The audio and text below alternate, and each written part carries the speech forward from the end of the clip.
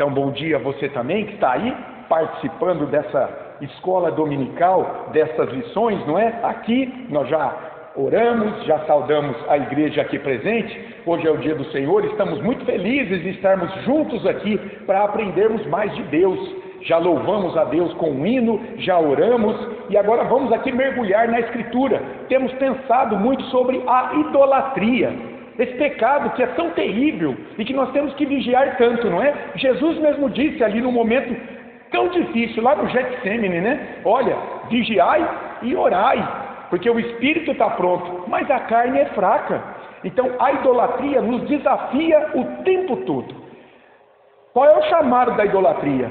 É para que a gente deixe Deus e as suas promessas de lado e busque segurança, alegria, esperança em ídolos, em tantas outras coisas que o mundo tem nos ofertado para ocupar o lugar de Deus no nosso coração. E esses estudos têm sido uma bênção, porque por meio deles nós temos sido levados a refletir mais sobre a nossa vida, sobre, eventualmente, nossos próprios ídolos, porque a presença do pecado em nós ainda nos debilita muito, e muitas vezes, sim, nos afasta de Deus em muitos momentos.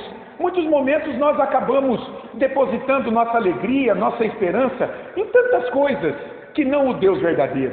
Então a igreja é uma bênção, a escola dominical é uma bênção, porque por meio do estudo, Deus vai trabalhando isso. Ele vai nos dando cada dia mais consciência da idolatria, dentro do contexto aqui de nossas aulas, e disposição para enfrentá-la e para vencê-la, confiados no Senhor. O título dessa aula aqui, nós estamos na penúltima lição, olha só, e lá se foram 12 aulas já estamos no final, parece que começamos ontem, né? Dessa revista aqui, Deuses Fakes, falsos, ídolos antigos e desafios atuais. E hoje nós vamos pensar sobre o reinado de Acasias, filho de Acabe, que foi um rei iníquo de Israel, e vamos olhar como essa existência idólatra fez parte da vida deste homem, né? Um rebelde na cidade dos homens. Nós vamos olhar o texto aí de 1 Reis, pode abrir sua Bíblia, lá em 1 Reis, capítulo 22, o finzinho do primeiro livro de Reis, o último capítulo, os últimos versículos também, né? Exploramos bastante aqui nessa revista a história dos reis, né? Ali de Samuel, Reis, Crônicas, vimos bastante coisas sobre reis lidando com a idolatria nos seus dias, muitos enfrentando e superando e outros sendo dominados por ela, como foi Acasias nos seus dias. Quais são os objetivos dessa lição? Antes disso, está vendo aí a figura? Dá para você ver a ilustração? Está meio... Será que se apagar a luz melhora? Sérgio, você quer apagar a luz aqui da frente, meu irmão? Vamos ver se melhora aqui. Mas não sei se você consegue ver a figura que eu escolhi aí, né? Olha lá. Isso, Sérgio. Pronto. Tá vendo? Um monte de gente, ó, com os punhos cerrados para o céu. Essa é uma boa figura que mostra, né, essa rebelião do pecador, da cidade dos homens. Uma cidade que tem pessoas, habitantes, que não são fiéis a Deus, que não têm compromisso com Deus, mas buscam autonomia e se entregam mesmo a ídolos. Então eles olham para Deus e levantam os punhos, né? Estão de punhos cerrados para o Senhor. Acasias foi um rei que viveu assim, ó, com os punhos fechados para Deus, não é? Indisposto a buscá-lo. Objetivos dessa lição: compreender que a vida em rebelião contra Deus se manifesta no modo como a governamos, como vivemos, aquilo que adoramos e se caminhamos ou não para a perdição a partir do nosso modo de vida. Em segundo lugar, saber que Cristo é o único rei justo que governa perfeitamente e salva o seu povo, em contraste com Acasias aqui, esse filho de Acabe, no estudo que veremos. E estar motivados a rejeitar os caminhos da cidade dos homens, daquele reino que está ali dominado por Satanás, daquele reino que serve ao seu próprio ventre, que não conhece a Deus e que vive buscando os seus próprios interesses, e aí submeter-se diariamente à cidade de Deus, ao senhorio de Cristo, que é o rei da cidade de Deus. Irmãos, uma coisa importante, quando Agostinho de maneira filosófica, cunhou isso aqui, né? A cidade de Deus e a cidade dos homens. A gente não pode perder de vista que Deus é soberano sobre tudo, inclusive sobre a cidade dos homens. Mas Ele tem um propósito, Ele tem um plano. E Ele está administrando isso, entregando os homens à cidade dos homens, aqueles que são infiéis a Ele, que não querem conhecê-lo, aqueles que buscam alimentar o seu próprio ventre. Deus está reinando sobre o mal de maneira absoluta. O mal não é independente de Deus. A cidade dos homens caída, hoje dominada pelo diabo, não é independente de Deus. Isso é importante. Deus é soberano sobre tudo e todos. E Ele está conduzindo todas as coisas na cidade dos homens, no meio daqueles que o rejeitam, daqueles que o desprezam. Ele está conduzindo tudo para a sua glória. Porque a Bíblia diz que naquele dia todo joelho se dobrará e toda língua confessará que Jesus é o Senhor. E quando diz que todo joelho se dobrará, muita gente acha que é só o joelho da igreja. Toda a raça humana caída naquele dia também reconhecerá, se arrependerá, lamentará, mas aí acabou a oportunidade de arrependimento, é o dia do juízo. Então, Deus está conduzindo todas as coisas, a cidade de Deus, a cidade dos homens, para que ela se dobre naquele dia majestoso no retorno de Cristo, quando todo homem e mulher reconhecerá o Senhor. A igreja, para a glória de Deus, para a manifestação do poder de Deus, da misericórdia, da compaixão de Deus, exultará jubilosa, seus corpos ressuscitados, gloriosos, unidos à sua alma, e os ímpios para a danação eterna, para tormento eterno, para que a justiça de Deus se manifeste sobre a vida deles, porque foram chamados, porque Deus se revelou na criação, se revelou na consciência deles, se revelou no coração deles, se revelou pelo testemunho da igreja aqui nessa cidade, e eles disseram aquela figura: não queremos, estamos de punho levantado para Deus, não queremos, a justiça de Deus virá sobre eles, o cálice amargo da ira de Deus, que pela igreja Cristo sorveu na cruz para que ela fosse liberta, será derramado sobre a vida dos ímpios naquele dia. Então só um parênteses, porque às vezes falamos isso, cidade dos homens dominada pelo diabo, e as pessoas podem pensar: ixi, mas então ele tem poder, Deus está longe disso. Não, Deus está reinando sobre isso aí, está conduzindo tudo para a sua glória. Então, estarmos dispostos a diariamente lutar pelo senhorio de Cristo, para participar da cidade de Deus, uma cidade que conhece Deus, que busca fidelidade a Deus, que busca servir a Deus, que espera em Deus, e não a cidade dos homens, como Acasias nos seus dias fez. Veja, um rei conhecia o Deus de Israel, mas seguiu o caminho dos seus antepassados, e fez aquilo que era somente idolatria diante dos olhos de Deus. A divisão do estudo, uma introdução, o texto é muito curtinho, são 3 versículos. Cada versículo fala de algo. O versículo 52 fala de uma rebelião marcada pelo governo desse rei. O governo dele mostrou que ele era um rebelde diante de Deus. Mas não só isso, a religião de Acasias revelou a sua rebelião. Versículo 53. E o destino dele foi selado pela rebelião de vida e pela religião que ele trouxe ou que demonstrou em sua vida. Conclusão e aplicações. Olha o tema central aí. A rebelião contra Deus não é neutra nem inconsequente. Não é neutra, irmãos, é consciente. As pessoas rejeitam Deus de maneira consciente, de várias formas, mas elas rejeitam Deus. E nunca é inconsequente, ou seja, isso vai ter consequências. Em algum momento, eu digo, a conta chega.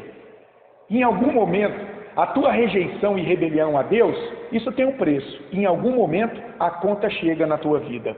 Pode nem ser nessa vida. Não, pode não ser. Tem muito ímpio que morre feliz da vida. Mas ele vai prestar contas diante de Deus, de tudo aquilo que ele fez na vida dele. E se ele morreu sem Cristo, rebelde a Deus, não há esperança de salvação para ele. Vamos lá. Então, cidade de Deus, uma cidade, habitantes que buscam fidelidade a Deus. E a cidade dos homens busca autonomia, né? Autos nomos, significa uma própria lei. Foi isso que o diabo instilou no coração dos nossos primeiros pais, Adão e Eva. Vocês não precisam de Deus para conhecer a verdade, para caminhar nesse mundo, não. Pode fazer o que vocês quiserem, desobedeçam a Deus e comam lá da árvore do conhecimento do bem e do mal, para que vocês mesmos possam discernir o bem e o mal como Deus. O que eles buscaram? Uma vida sem a lei de Deus, uma vida autônoma, onde a verdade era eles que iriam estabelecer a partir de agora. Estabelecer um ídolo, eles mesmos ali, busca de vida sem Deus. São marcas da cidade dos homens. Pessoas como Acasias, que se voltam contra Deus o tempo todo.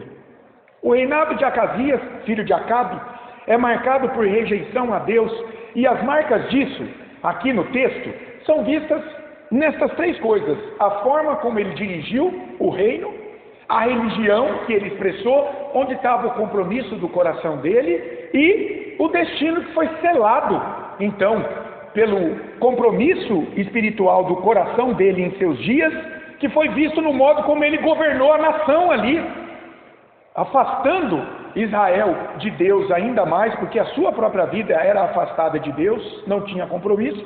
Isso selou o seu destino, não é? A morte dele nós vamos ver, foi terrível.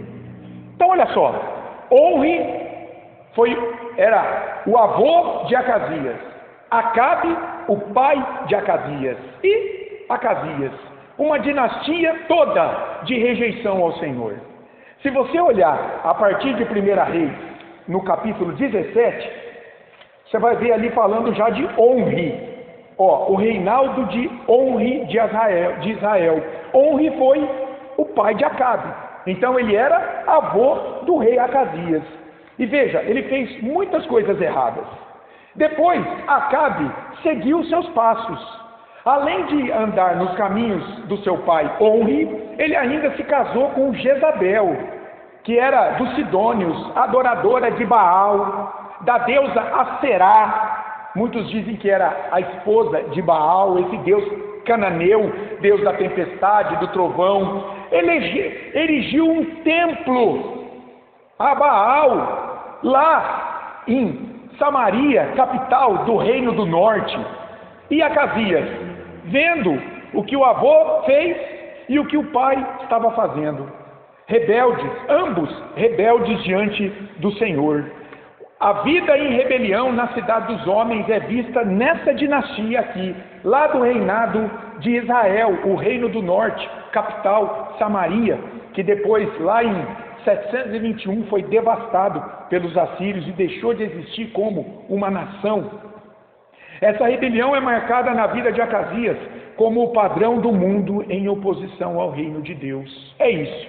E a gente vê ela na gestão, na condução da cidade dos homens, a religião da cidade dos homens e a destinação da cidade dos homens. Então vamos para a primeira marca, olhando aqui para o versículo 52. Olha aí, 1 Reis, capítulo 22, versículo 52. Todo mundo achou? Primeiro livro dos Reis, lá no Antigo Testamento, livro histórico, capítulo 22, versículo 52. Acasias, filho de Acabe, começou a reinar sobre Israel em Samaria, que era a capital do reino do norte, no 17º ano de Josafá, que era o rei de Judá, e reinou 2 anos sobre Israel. Olha que interessante. Josafá, este rei de Judá, nós já pensamos sobre ele, nós já vimos, não é? Ele fez muitas coisas boas, ele escapou ali, fez aliança com Acabe, fez aliança com o próprio Acasias, mas se arrependeu, voltou atrás e Deus o restaurou. Ele estava governando Judá de modo legítimo, piedoso, porque é claro, a gente não pode pensar que Josafá era um rei perfeito, ele era um rei que apontava para o rei perfeito que é Jesus Cristo, nós vimos. Então, como um rei imperfeito que era, ele errou, mas ele se arrependeu, ele buscou o Senhor, e Deus o restaurou. Acasias não. Acasias governou Israel, capital Samaria, de modo ilegítimo, sem buscar ao Senhor, de maneira impiedosa, escravizando todo o seu povo. E o tempo que ele reinou mostra isso, essa desaprovação de Deus, do governo dele. 2 anos apenas. Isso é muito pouco, irmãos. Ele reinou apenas 2 anos. Mostra de que Deus não fez prosperar o seu reinado. Foi um tempo inexpressivo. E mais, ele não deixou filhos. Se você olhar em 2 Reis 1,17, olha para o próximo livro. É o próximo livro. O primeiro capítulo do próximo livro, no versículo 17. Olha o que está escrito aí. Assim, pois, morreu, segundo a palavra do Senhor, que Elias falara, como julgamento a ele. E Jorão, seu irmão, começou a reinar em seu lugar, no ano 2º de Jeorão, filho de Josafá, rei de Judá, porquanto Acasias não tinha filhos. Irmãos, era uma maldição isso na vida daquelas pessoas, naquela cultura, você partir sem deixar quem prosseguisse o teu nome, sem deixar descendente. Era uma maldição. Você imagina, Rita, o rei, quem iria assumir o trono? Porque de maneira formal era hereditário que se passava, e o primogênito, né? A gente vê Jeorão assumindo o trono de Josafá, porque ele era o primogênito.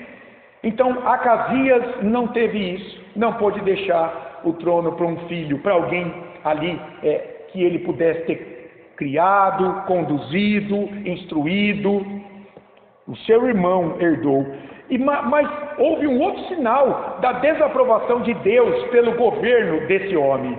Ele adoeceu gravemente. Ele não buscou a Deus, mas mesmo na doença. Olha 2 Reis, capítulo 1, versículo 2, agora.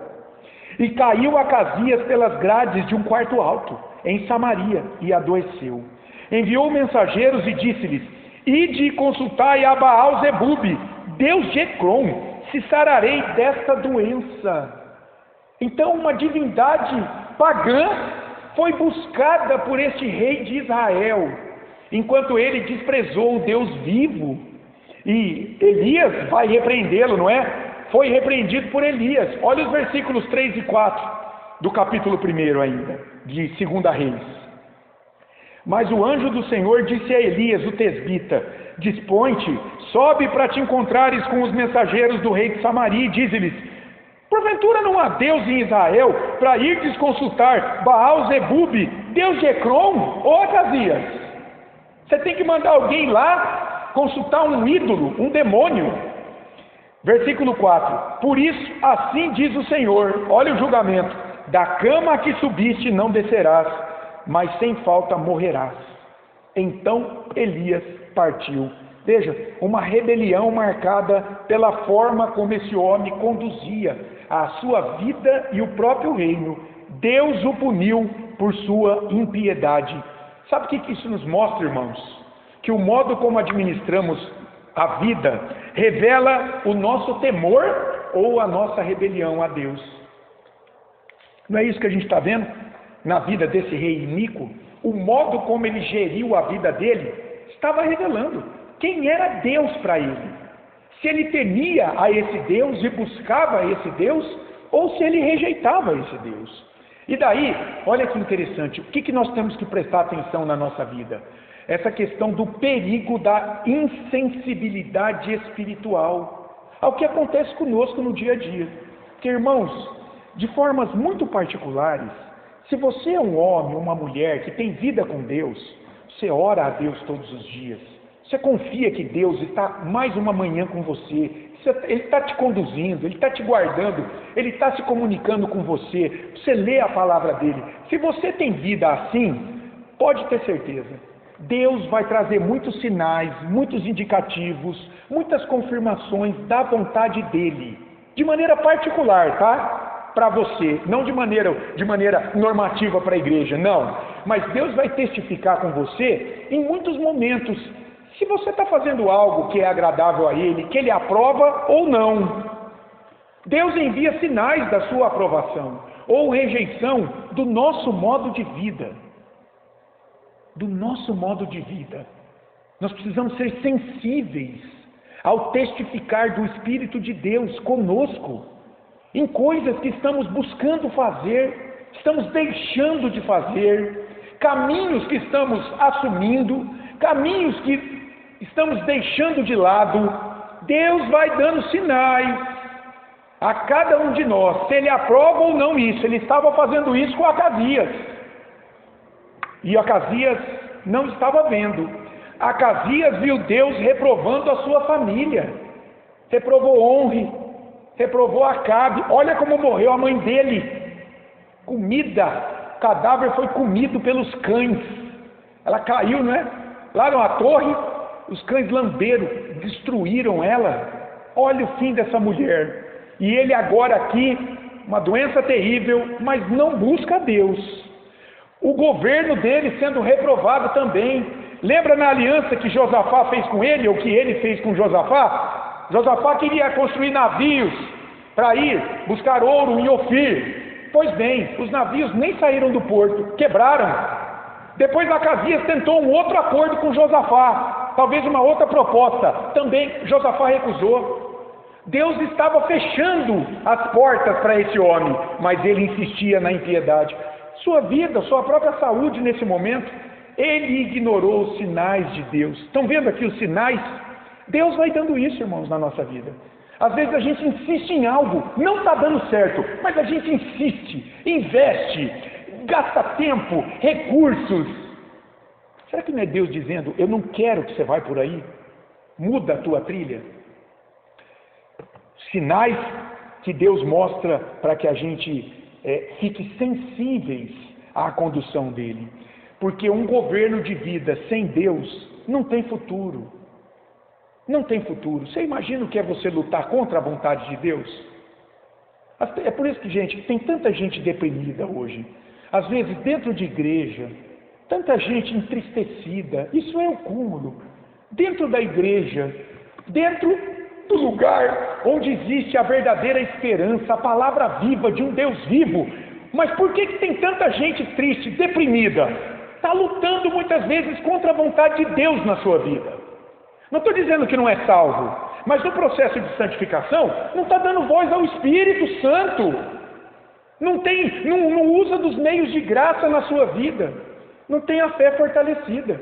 A pessoa se deprime. Está lutando contra coisas que Deus desaprova. E o Senhor, eu imagino, Ele está lá no trono, reinando e olhando, mas Ele não abre o olho. O que está querendo? Está escolhendo um caminho que está contra a minha palavra.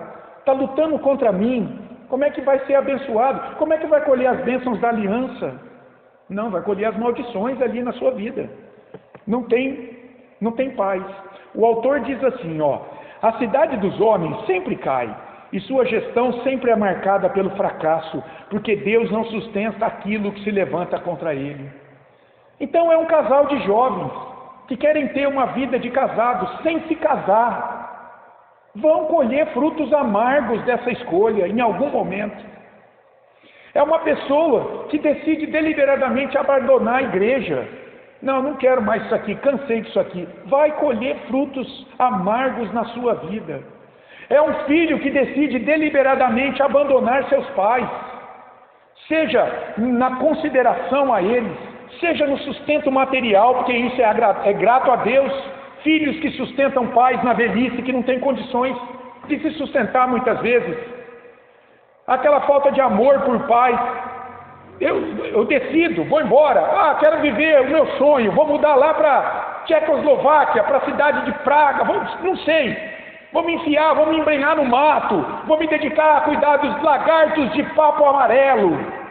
Mas vou deixar tudo isso aqui para trás, não quero mais nada com isso. Vai colher frutos amargos, está lutando, está quebrando o mandamento de Deus. Pessoas obstinadas que governam a sua vida com as marcas da rejeição a Deus e à vontade de Deus, irmãos. Isso é sério. Nós temos que cuidar com isso. Isso é muito sério. Se levantar contra a vontade de Deus, nunca vai ser bom para o homem. E aí fica a pergunta para a gente. Estamos atentos à voz de Deus ao nosso redor? Deus fala conosco por meio da pregação da sua palavra, por meio da exortação, como nessa manhã, um estudo, nos levando ao arrependimento. Será que nós estamos atentos a isso? Ou a gente está caminhando para uma rejeição à voz de Deus? É importante. Tudo parte do conhecimento de Deus. A partir do conhecimento de Deus, o Espírito Santo dele nos dá discernimento, para a gente começar a gerir a nossa vida, buscando atender à vontade de Deus, com muita luta, viu, irmão? Todos nós. Não é fácil não, mas o Senhor está conosco. Ele está nos avivando, nos empoderando. A gente pode usar com a sua palavra, pelo seu Espírito Santo, não por doutrinas humanas, não por artifícios de homem. De que modo Cristo governa perfeitamente em contraste com Acasias? Acasias governou rejeitando a Deus, não se submetendo a Deus. Cristo, ele chegou a dizer que o seu próprio alimento era fazer a vontade do Pai. Era o seu alimento, o que alimentava a sua vida. Ele buscava a Deus o tempo todo em oração. Jesus aqui nos seus dias era alguém que orava. Quantas vezes a Escritura nos diz, ele estava lá no monte sozinho orando. Passou a noite orando. Foi orar, se afastou para orar, buscando Deus. Diante de decisões importantes, Jesus foi consultar o Pai. Quando ele vai escolher os 12 apóstolos, ele vai orar antes. Ele passa um tempão orando, buscando a Deus. Então, nós temos que tomar cuidado com isso. Por quê? Porque o espírito está pronto, mas a carne é fraca. A nossa natureza espiritual ainda é caída pela presença do pecado. Nós não somos dominados por ele mais, mas ele ainda está presente em nós. Paulo fala em Romanos capítulo 7. Mas ainda, além disso, essa rebelião marcada pela gestão de vida, na vida aqui de Acasias, nós vemos a rebelião dele, marcado pelo compromisso espiritual dele, do coração dele. Quem era o Deus de Acasias? Olha o versículo 53. Fez o que era mal perante o Senhor, porque andou nos caminhos de seu pai Acabe, como também nos caminhos de sua mãe Jezabel, e nos caminhos de Jeroboão, filho de Nebate, que fez pecar a Israel. Aquele primeiro rei, lembra nos tempos de Salomão? Salomão ficou com Benjamim e Judá, 2 tribos. As outras 10, vamos seguir Jeroboão. Ele é o homem, vamos segui-lo. Conduziu todo o reino do norte a idolatrar. Estabeleceu um reino no norte que era ilegítimo, não aprovado por Deus, porque o reino estava lá no sul, em Jerusalém, em Judá. Toda. Isso mesmo, Rita. Olha que maldição, gente. A Bíblia é muito clara, é muito honesta. Tem que tomar cuidado com isso. Esses homens resolveram deliberadamente enfrentarem Deus. Como hoje, quantas coisas na cultura enfrentam a vontade de Deus? Para pensar nisso.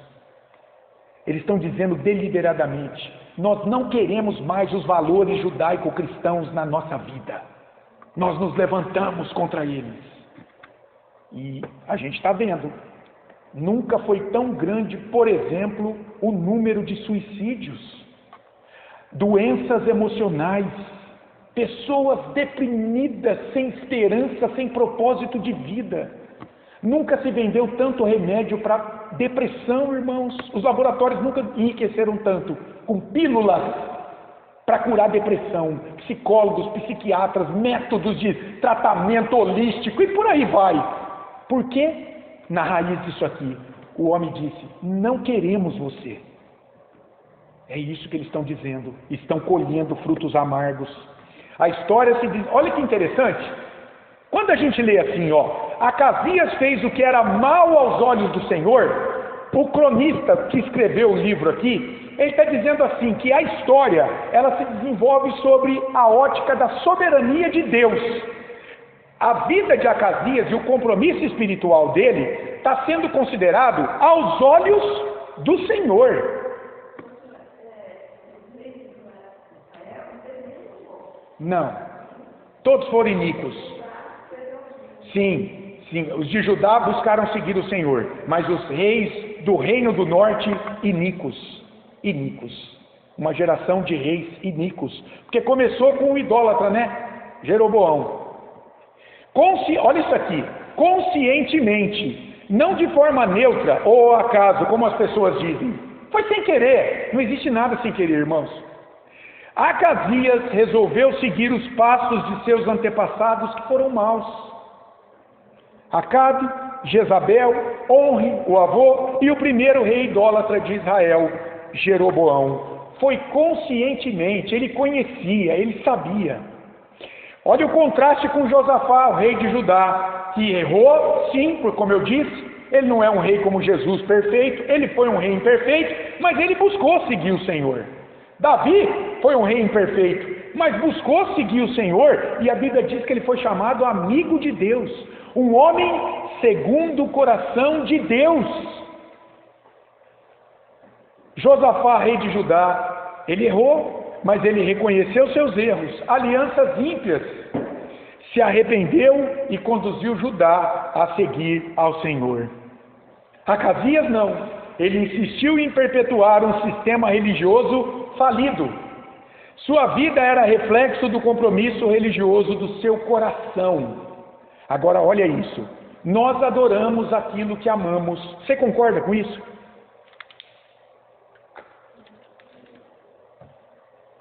Aquilo que é importante para você, Jesus diz, onde está o teu tesouro, está o teu coração, ali é a tua vida inteira. O que você pensa, o que você sente, o que você faz, a tua motivação para viver. Onde está o teu tesouro, onde está o teu amor, os teus esforços, a tua luta, ali está a tua vida. Porque o coração aponta para a vida, né? Provérbios 4 diz, sobre tudo que você deve guardar, guarda o coração, porque dele procede as fontes da vida. Então, nós adoramos aquilo que amamos. Nós temos que ter cuidado com as nossas paixões, com aquilo que satisfaz. Isso não quer dizer que você não possa se alegrar, mas você se alegre debaixo da mão de Deus, debaixo daquilo que Deus aprova. Adoramos aquilo que amamos. Se eu não me engano, tem até um livro com um título parecido a esse. Quem ama a impiedade jamais irá adorar e servir a Deus. Os homens da cidade dos homens, eles jamais vão buscar vida piedosa, irmãos. É por isso que a gente tem que ser sábio e maduro quando estamos evangelizando a cidade dos homens. Nós não podemos esperar que você vai ser abraçado, que as pessoas vão te aceitar, que elas vão querer você agora partilhando da vida delas, enchendo a cabeça delas com a verdade. Elas não vão querer isso. Então nós temos que orar, colocá-las na presença do Senhor, ter paz em Deus, sabendo que nós estamos com o reino de Deus invadindo a cidade ímpia, a cidade dos homens. Quem ama a impiedade jamais irá adorar e servir a Deus. Ele ama uma vida sem Deus. Acasias amava essa vida sem Deus. Acabe amava, Jezabel amava, Onre amava, Manassés amava e por aí vai. Essa vida sem Deus. Manassés queimou os filhos dele a Moloque, um deus cananeu, em sacrifício também. Nossa ética, ou seja, o que fazemos, é determinada por nossa religião. Não há neutralidade, irmãos. Você sabe que ateísmo não é falta de fé. Qual é a fé de um ateu? Você acha que um ateu não tem fé? Ninguém vive sem fé na neutralidade. Qual é a crença do ateu? Não tem Deus. Esse Deus absoluto e soberano não tem, isso é a invenção do homem. Essa é a fé dele. E ele vive com base nisso. Não existe esse negócio de algo ateísmo. A pessoa dizer assim, tadinho, mas ele se portou assim porque ele nunca conheceu a Bíblia. Isso é uma bobeira. Paulo em Romanos capítulo 1 diz que Deus se revela o seu poder, os seus atributos na criação e na consciência humana, porque todo homem é criado à imagem de Deus, tem atributos que foram comunicados por Deus. Ele rejeita Deus e coloca ídolos no lugar e Deus o entrega ao seu coração. Conhece muito a maioria deles. Aqueles que são filosoficamente ateus, vamos dizer assim, eles conhecem a Escritura, conhecem para poder contradizê-la, eles conhecem. Então, não tem neutralidade, a nossa ética, a nossa moral, o que fazemos é determinado por aquilo que confessamos, por aquilo que cremos. Nossos compromissos espirituais orientam nosso comportamento. Não há inocentes, irmãos. E isso desde pequeno. Eu estou lá com a Esther, eu gosto pensar no exemplo da minha filha, mas se serve para todo mundo. Se aplicou a mim um dia, se aplicou a você também. A gente não tem memória disso, mas a gente buscou manipular nossos pais de alguma forma. Está lá a Estherzinha, ela já sabe o que ela gosta, tem um biscoitinho que ela gosta, um outro ela não gosta muito. E quando você dá o que ela gosta, ó, ela fica feliz da vida. Quando você dá o que ela não gosta, ela começa a fazer força para fazer cocô. Então ela começa assim, ó. Não quer. Nós já entendemos. Ou então ela quer falar com aquilo na boca, gospe tudo. Parecendo que já tentou falar com farofa na boca. É mais ou menos isso. O que é isso? Quem que ensinou ela isso? Essa rejeição, essa afronta, esse deixar de lado o alimento que Deus produziu para nos abençoar, está tudo envolvido. Ela não tem consciência disso, mas a reação já está nela. Manipular, ela manipula. Está lá já. Não há neutralidade. Pastor, sabe por que eu não isso? Porque se Deus deu os olhos para ele, e ele enxergar uma parte da criação de Deus, é impossível. Pronto, Juarez. Romanos capítulo 1. Você ilustrou muito bem. A criação revela o poder de Deus, seus atributos invisíveis. Mas o homem deliberadamente bota um animal para adorar. Muitas vezes. Fala, não. Bom, você concorda com isso? A gente já pensou nisso. Se nos entregarmos à idolatria, nos afastaremos do Senhor. Com quem nossa vida está comprometida, irmãos? É uma pergunta. Graças a Deus, tenho certeza que vocês estão comprometidos com esse Deus que se revela em Cristo Jesus, na sua palavra, com o Deus verdadeiro que se revela em Cristo e em sua palavra, ou com ídolos da cidade dos homens. Isso não quer dizer que não possa haver ídolos em nós, irmãos. Nós temos que ser francos e honestos, sinceros. Como pecadores, nós lutamos contra pecados em nós. E pode haver ídolos em nosso coração. Calvino dizia, o coração do homem é uma fábrica de ídolos. Que é sim. Agora, outra coisa é você se entregar a eles. Uma coisa é você reconhecê-los e lutar contra eles. Outra coisa é você os alimentar. Isso faz parte da cidade dos homens. A cidade de Deus, os habitantes da cidade de Deus reconhecem se porventura há ídolos em seu coração e eles lutam para destroná-los, para que Deus ocupe o trono do seu coração. Eu sempre digo, é muito diferente uma pessoa morrer lutando bravamente para abandonar o pecado e entregue a ele. É muito diferente. De onde aprendemos a nossa fé? E aí eu me lembrei 2 textos, olha que bonito. Paulo, né? Ali, ó, pensando em Timóteo, seu filho na fé, lá em 2 Timóteo, olha que bonito ele diz. 2 Timóteo, capítulo 1, versículos 3 a 5. Olha o que ele diz.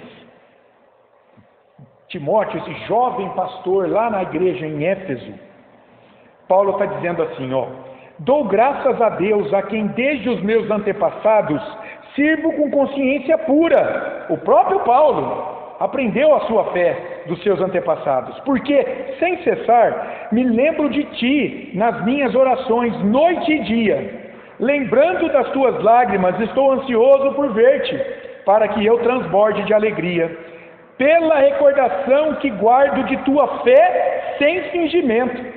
Olha agora, a mesma fé que Timóteo tem hoje, primeiramente, habitou em tua avó Lóide e em tua mãe Eunice, e estou certo de que também em ti.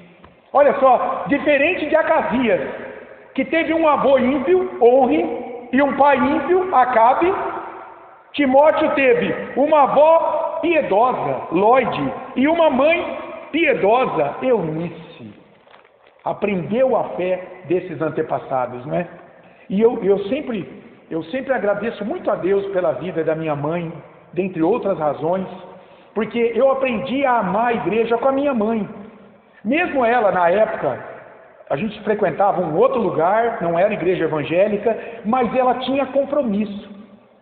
Todo final de semana, fazia chuva, sol ou frio, minha mãe ia lá para a igreja E eu via, e eu ia com ela. Só eu ia. Tristeza dela, eu não tinha consciência na época, mas dela com certeza. Toda a família ficava dormindo, mas ele levantava e eu ia para a igreja. E eu aprendi a amar a igreja, a comunhão. Eu gostei daquilo por conta desse testemunho de fé da minha mãe. Então, graças a Deus, Timóteo com certeza olhava a avó Lloyd e a mãe Eunice. Ele estava de olho no que essas mulheres faziam. Elas conheciam a Escritura, elas oravam, buscavam ao Deus verdadeiro, e depois ele encontrou Paulo, e Paulo só trabalhou isso que já ardia no coração dele. E Jesus, então, tentado no deserto, está lá em Lucas 4, né? As tentações, as 3 vezes, o que diz Jesus? Está escrito, ele falou para Satanás. Jesus conhecia as Escrituras. Às vezes a gente acha assim, mas ele já veio com ela na cabeça. Não, irmão, como homem ele teve que estudar. Ele estudou. Você sabe por que ele começou o ministério aos 30 anos? Jesus começou o seu ministério aos 30 anos. É porque naquela cultura, um homem, para ter a sua palavra aceita, para ser tido como responsável, ele precisaria ter estudado muito a Escritura até os 30 anos. Dizem que aos 13 anos, o menino já era separado para fazer um estudo imersivo na sinagoga, nas Escrituras. Todo judeu. E Jesus passou por isso, certamente. Ele estudou, ele meditou, ele guardou. Claro que ele era uma pessoa diferente de nós, ele era Deus encarnado. Mas ele teve que pagar o preço também de se dedicar à leitura, a guardar os textos. Ele cita muitos textos. Aqui, essas citações é do livro de Deuteronômio, de maneira mais específica que ele faz, todas elas, as 3. Está lá na lei. Então ele conhecia muito essa fé que foi passada a ele. Não é? Ele estava lá no meio dos doutores, com 12 anos, e as pessoas ficaram boquiabertas, não é? Quanta sabedoria esse menino tem! Como é um adolescente, né? 12 anos, aí é um adolescente. Já discutia com os doutores a lei. Impressionante, não é? Bom, então na vida de Acasias, diferentemente de Josafá, de Timóteo, de Jesus, a sua rejeição a Deus foi apontada, foi evidenciada pelo compromisso do coração dele, o compromisso espiritual dele, que não era com Deus, era com as divindades dos seus antepassados, não era com Deus verdadeiro. E por fim, essa rejeição a Deus vista na conduta de vida e nos compromissos espirituais do coração, claro que selou o destino desse rei iníquo. Olha o versículo 54. Ele serviu, 2 Reis, capítulo 22, 54. Ele serviu a Baal, esse deus cananeu, e o adorou, e provocou a ira o Senhor, Deus de Israel, segundo tudo quanto fizera seu pai. Está aqui a humanidade, levantando os punhos para Deus e servindo as divindades da cidade dos homens. Eles estão provocando a ira de Deus, irmãos.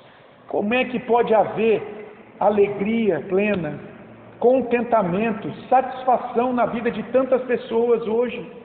Elas buscam o consolo em tratamentos de todos os tipos, mas elas não se rendem a Deus. Elas não se rendem. Não querem compromisso com a igreja. Olha como cresce o movimento dos desigrejados hoje. Cada vez mais pessoas acham que pode servir a Deus ficando em casa, no sofá.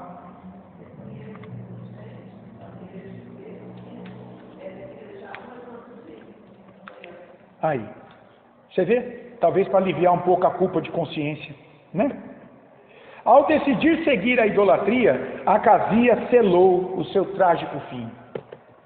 Acasias deliberadamente, conscientemente, viveu com um alvo em suas costas e desafiou o Senhor a derramar o juízo sobre ele. Olha que interessante isso.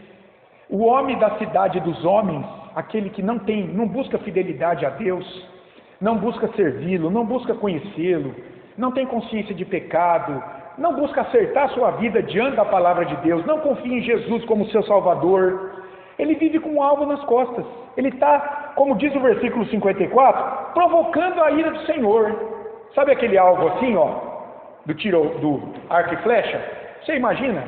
Deus disparou a sua seta contra Acasias e tem disparado contra muitas pessoas.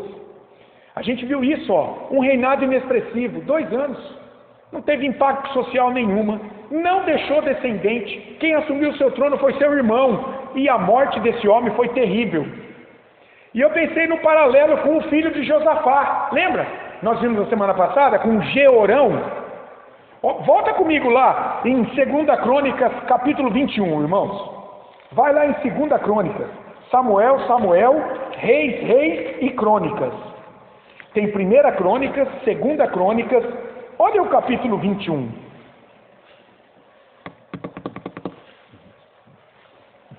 Segunda Crônicas, vai para frente um pouquinho, você vai ver, lá em cima tem o primeiro livro, depois tem o segundo livro, capítulo 21, olha os versículos 18 e 19. Está falando do reinado de Jeorão, filho de Josafá, esse rei de Judá. Depois que matou os irmãos, lembra? Ele tinha um monte de irmãos. Ele matou todos os irmãos quando ele assumiu o reino. Olha o versículo 18. Depois de tudo isto, o Senhor o feriu nas suas entranhas com enfermidade incurável. E aumentando esta dia após dia, ao cabo de 2 anos, saíram-lhe as entranhas por causa da enfermidade e morreu com terríveis agonias. Um homem que levantou a sua mão a Deus. Olha aí o juízo de Deus. E esse é um juízo parcial, não é? Porque o juízo final é no dia D, no dia do retorno de Cristo. O seu povo não lhe queimou aromas como se fez a seus pais, ó, morreu em desonra. Agora, olha o versículo 20. Era ele da idade de 32 anos, um menino, quando começou a reinar, e reinou 8 anos em Jerusalém. Olha agora, irmãos, eu acho incrível essa expressão. E se foi sem deixar de si saudades. Que terrível! Sepultaram-no na cidade de Davi, porém não nos sepulcros dos reis. Foi enterrado em desonra, porque levantou os punhos para Deus, como Acasias no final da sua vida. Uma doença terrível, morte sem deixar saudades, sepultado em desonra. Não é terrível essa expressão? Olha isso. Você já pensou em alguém que morre sem deixar saudade? Hoje eu estava vindo para cá e eu vi assim no para-choque do caminhão: em algum dia eu serei apenas lembrança. Estava escrito no para-choque do caminhão. Ok, mas vai ser uma boa ou uma má lembrança? Vai ser uma lembrança que as pessoas vão querer ter ou vão deixar de lado?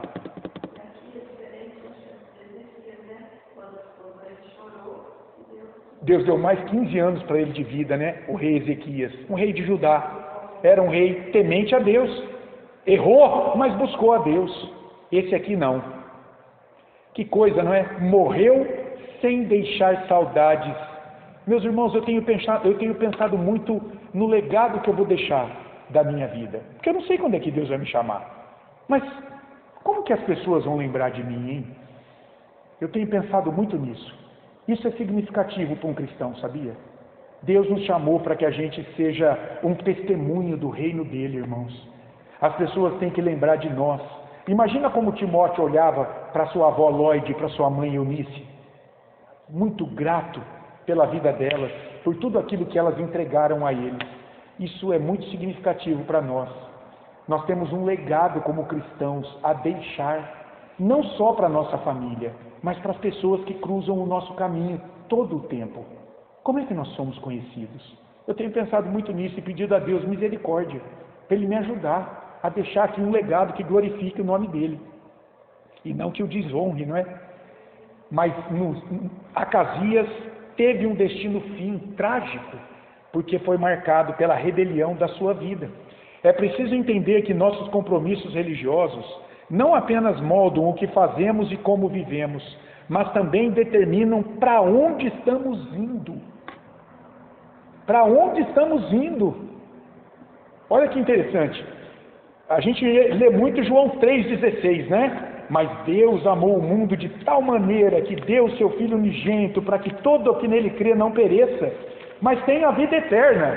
Graças a Deus! Mas ninguém lê o versículo 36 de João 3. Olha o que diz o versículo 36, é fácil guardar, né? 3,16, 3,36. Olha aqui, o 3,36. Por isso, quem crê no Filho tem a vida eterna. Ó, João 3,16. Quem crê em Jesus tem a vida eterna.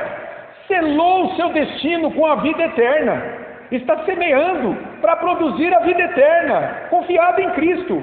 Mas olha o inverso. O que todavia se mantém rebelde, rejeita o homem da cidade dos homens contra o Filho, não verá a vida, mas sobre ele permanece a ira de Deus, irmãos.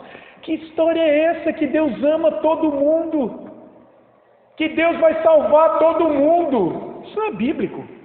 Quem fala isso está tendo boa intenção, mas está deixando Deus de lado, e a vontade de Deus de lado, que é soberana. Quem rejeita Jesus permanece debaixo da ira. Permanece porque já nasceu debaixo da ira. Nasceu pecador, pecado original. Já ser reconciliado com Deus. Que coisa impressionante. A pessoa que rejeita permanece debaixo da ira de Deus. É o homem da cidade dos homens. Ele está vivendo debaixo da ira de Deus. Acasias, por conta da sua obstinada rebelião, decidiu deliberadamente, guardem isso, hein? Conscientemente, viver rejeitando Deus e colheu frutos da sua idolatria. E daí a gente já pode concluir. Acasias rejeitou a verdade, perpetuou a idolatria e trouxe juízo sobre si e sobre Israel. Olha a responsabilidade dos líderes. Ele nos ensina o que acontece com alguém que rejeita a vontade de Deus para a sua vida. A pessoa tem capacidade, tem possibilidade, mas diz, não quero. Jesus, claro, é aquele rei perfeito, que governa com justiça, fidelidade e verdade, tudo que Acasias não fez, e que pela sua vida preparou o caminho e o destino seguro e glorioso para que pudéssemos seguir com ele até o fim, herdando um reino inabalável. É Jesus. E aí algumas aplicações para a gente pensar, irmãos, na nossa vida. Quem está no trono da sua vida? Quem ocupa o trono do seu coração? Como eu disse, em razão da presença do pecado, não seja duro demais consigo, dizendo, eu estou lutando contra aquilo, Senhor, então o Senhor não está no trono do meu coração. Não. Se Deus ocupa o trono do teu coração, é por isso que Ele abriu o teu olho para lutar contra um possível ídolo que pode haver nele. Porque quem não tem o Espírito Santo não tem os olhos abertos para o pecado, para a idolatria. Não pode lutar, se entrega ao ídolo do seu coração. Mas se você está lutando contra coisas erradas que a Bíblia está revelando a você, agradeça a Deus. Deus está no trono da tua vida, Ele está dirigindo pelo Espírito dEle, e Ele está te dando força para lutar contra essa idolatria, contra pecados que você ainda não venceu, mas está lutando contra. Entendeu isso? Porque muitas vezes essa palavra pode ser muito dura para muitas pessoas. Então eu estou lutando aqui contra isso aqui, mas isso aqui é persistente e Deus não vive em mim. Não, irmão, não é bem assim, tá? É o processo de santificação, é um processo. O que acontece quando vivemos como se Deus não existisse? Os homens da cidade dos homens, não é que eles negam a existência de Deus, eles sabem que Deus existe, mas eles querem viver como se Deus não existisse. São coisas diferentes. Todo ateu, ele sabe que Deus existe, mas ele quer viver como se Deus não existisse. O que acontece? Acasias quis viver como se Deus não existisse. E olha o juízo de Deus para a vida dele. Ele sofreu um juízo temporal, a justiça de Deus durante a sua vida, seu fim foi trágico, seu reinado inexpressivo, não teve descendência, foi enterrado em desonra, como Jeorão, filho de Josafá, que foi sem deixar saudades. Mas o juízo maior, aquele absoluto, é no dia do julgamento, quando Cristo voltar. Então isso aqui serve também para a gente lembrar do Salmo 73 e do 37. É fácil guardar, né? 37, 73. São dois salmos que falam a mesma coisa, que é a prosperidade do ímpio, muitas vezes, acontece diante dos nossos olhos. É ou não é? Tem muitas pessoas que se dão bem aqui, na cidade dos homens. Nós não sabemos, são os planos eternos de Deus, mas essas pessoas vão prestar contas da vida delas, da rebelião, da rejeição, de uma idolatria consciente, e elas serão absolutamente condenadas pelo menor pensamento torto que passou pela mente, quanto mais pelos mais terríveis atos de rejeição a Deus em suas vidas. Não tenham dúvidas. É um juízo que pode ser temporal, que pode acontecer ou não, segundo a soberana vontade de Deus, e será eterno aquele no retorno de Cristo. Esse não falhará. Esse não falhará, de forma alguma. Quais sinais mostram que alguém está governando sua vida sem Deus? Sinais, evidências. Acasias teve muitos. Doença, reinado inexpressivo, falta de filhos, sua família ímpia que veio ensinando ele, Elias o confrontando, o próprio testemunho de Josafá, o rei de Judá. Ele viu Deus poupando, Acabe viu Deus poupando Josafá no meio da batalha, lembra? E ele morrendo com uma flecha soltada ao acaso. Ao acaso a gente sabe que não foi o Senhor que conduziu aquilo, punindo Acabe naquela batalha, mas ele testemunhou do livramento de Josafá, vestido de rei, hein? Mate o rei e acaba a guerra. Acabe entregou Josafá de bandeja, né? Como vimos aqui. Ele não se vestiu de rei, ele se disfarçou de um soldado qualquer, mas Josafá, vai lá, eles vão te matar pensando que sou eu. E Deus livrou aquele rei lá. Aliança com o ímpio nunca dá certo, né, irmão? Quais sinais mostram que alguém está governando a sua vida sem Deus? É preciso ter sensibilidade espiritual, é um perigo isso. E conosco também. Muitas vezes escolhemos caminhos que Deus não aprova, não é? Temos que... Então, aí é bem claro, a gente vê uma pessoa fazendo a coisa errada, então a gente compara com o escritor. E também, nesse exato momento, você deve agradecer a Deus, porque você está vendo o erro que você não pretende cometer. Aprender com o erro dos outros. Pode ser alguém da cidade dos homens, não é, Juarez?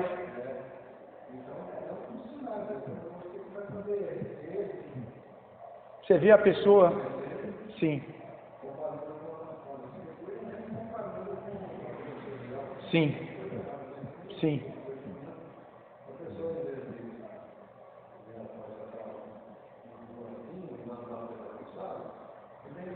Vai no meio da rua.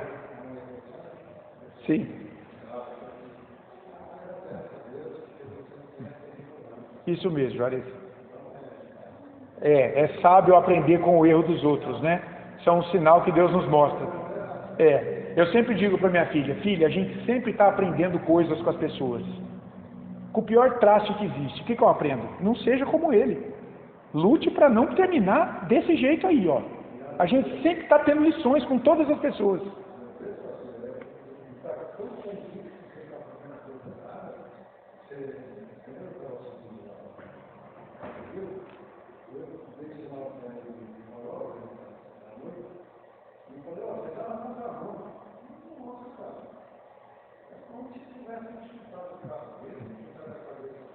Você vê?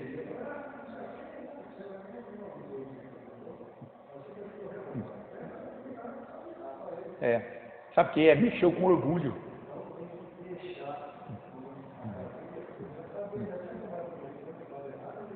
Sim.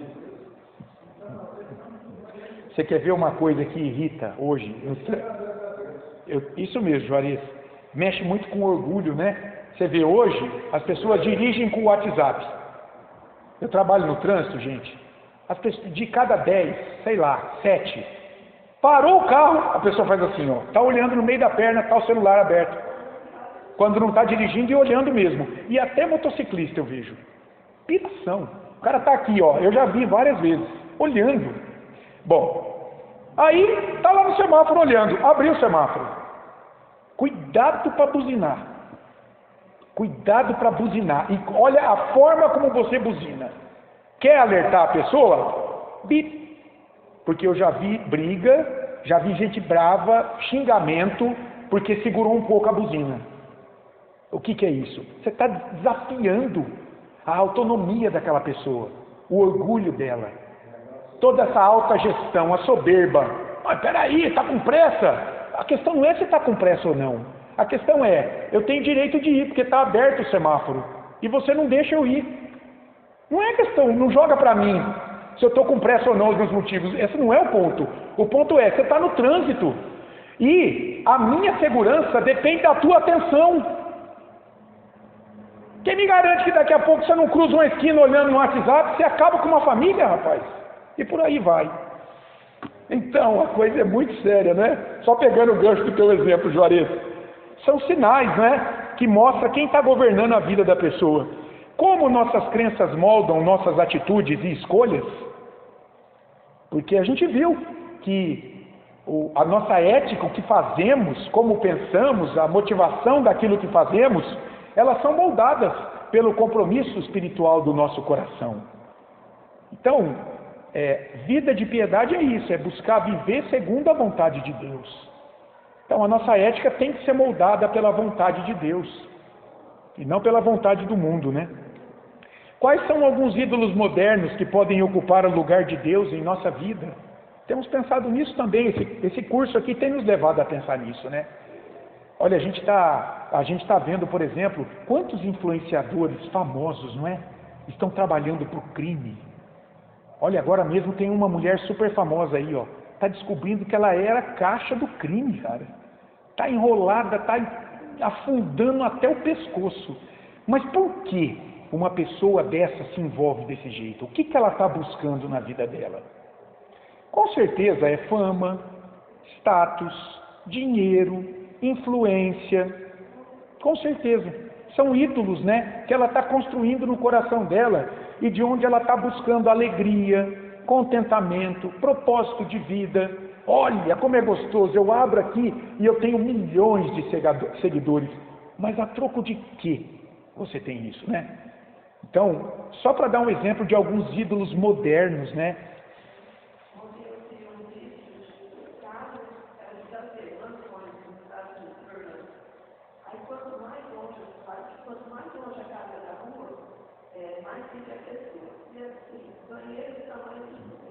Um banheiro, né?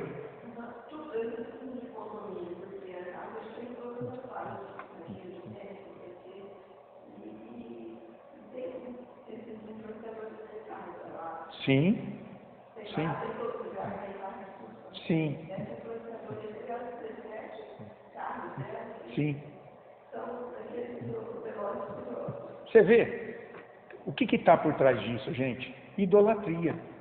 Pessoas da cidade dos homens, que colocaram outra divindade no coração delas. Ídolos modernos, né?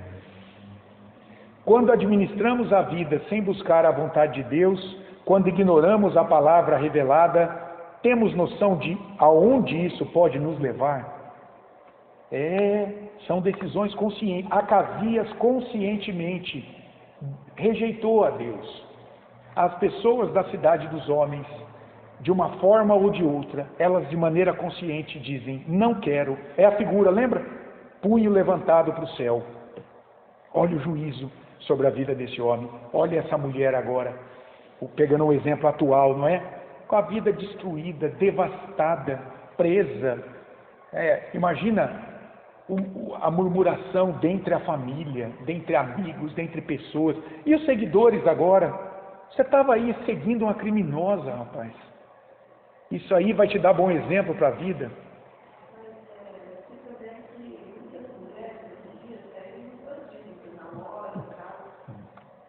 Sim, vida bandida, Rita. Que coisa, né? Parece que... olha só, gente, isso é interessante, né? Você já parou para pensar como que a morte ela exerce um poder de atração? Você vai, por exemplo, os brinquedos que mais geram emoção num parque de diversão é os que mais desafiam a vida. O negócio vira de cabeça para baixo, gira numa velocidade enorme, dá cambalhota, qualquer descuido ali você morre. Você viu essa moça agora que foi lançada daquele viaduto lá em Cordeirópolis, Ponte do Esqueleto, Limeira e Cordeirópolis ali? Vocês viram? Era uma ponte onde o pessoal você amarra uma corda, tipo bungee jump. Amarra uma corda no pé e aí você pula. Ok. Não amarraram a corda nela, tadinha. Lançaram ela sem a corda daquele lugar. Mas, gente, por que buscar? Esse é o ponto. Gente, mas a morte, ela exerce um poder de atração. Isso é algo que o pecado fez conosco, irmãos. Por que notícia ruim vende?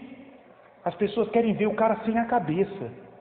Querem ver o caminhão passando em cima dele na estrada. Elas querem ver o cérebro esparramado na estrada. Elas querem ver aquele que tomou um tiro da polícia de fuzil e teve o peito aberto de um lado para o outro. As pessoas, pode ver, está na estrada, congestionamento, acidente. As pessoas passam perto do carro, fica todo mundo procurando o cadáver. Fica. Por isso que os guardas têm que ficar. Vamos. Por quê? Pecado faz isso conosco. Então, Rita, está dentro disso aí. Por que muitas pessoas vão se doar a criar um relacionamento desse tipo, conturbado, atrás de um bandido? Dá prazer a elas. Coisa da natureza caída nossa. Desafia a vontade de Deus. Não, eu não quero um homem que seja temente a Deus, que tenha um trabalho honesto, que me ame, que vai ser fiel a mim. Não, eu quero um que vai me desafiar. Eu não sei se ele está na minha mão, não sei de onde vem o dinheiro, eu quero usufruir dos prazeres. Tudo, essa atração pelo ruim, pela morte, pelo mal, nós temos que... O Espírito Santo, irmãos, ele nos liberta disso devagar. Eu gostava muito de filme de terror, sempre gostei muito, mas já tem muito tempo que eu deixei isso de lado. A Bíblia diz: quero trazer à memória aquilo que pode me dar esperança. O que eu vou ver num negócio desse? Não dá. Eu gostava muito, sempre buscava filmes de horror. É isso. Deus vai mudando a gente, vai tirando essas coisas da gente, vai transformando a gente na imagem de Jesus. Viver segundo a vontade de Deus é uma escolha diária e exige perseverança. Não se engane. Não tema os desafios da trilha em buscar viver sua vida segundo a vontade de Deus. Não tema. Você caminha com o Deus Todo-Poderoso. É Jesus quem te socorre, te traz de volta para o centro da vontade de Deus, vivendo em você pelo seu Espírito, sempre que você vacilar. O problema não é errar, irmãos, o problema é permanecer no erro. Quem tem o Espírito Santo vai pecar, mas ele vai pecar menos, cada dia mais, ele vai lutar contra isso aí na vida dele. Confia em Jesus, a tua vitória está na fé nele e na justiça dele, aplicada por graça à sua vida. E aí, sempre o texto final, sempre o convite de Jesus para toda a igreja, para todos aqueles, não é, que estão sobrecarregados, aflitos, às vezes no processo de santificação. Esse é um convite para quem está perdido, esse é um convite para quem já foi achado em Jesus e está lutando para obedecê-lo. Jesus está sempre convidando: vinde a mim todos os que estáis cansados e sobrecarregados, e eu vos aliviarei. Tomai sobre vós o meu jugo e aprendei de mim, porque sou manso e humilde de coração, e achareis descanso para a vossa alma, porque o meu jugo é suave e o meu fardo é leve. Jesus já levou a cruz por mim e por você que cremos nele, para que a gente agora possa lutar contra a idolatria, e em vez de rejeitar a Deus, nos tornar aliados com o Senhor, para conquistar outros homens para a glória dele. Amém, meus irmãos?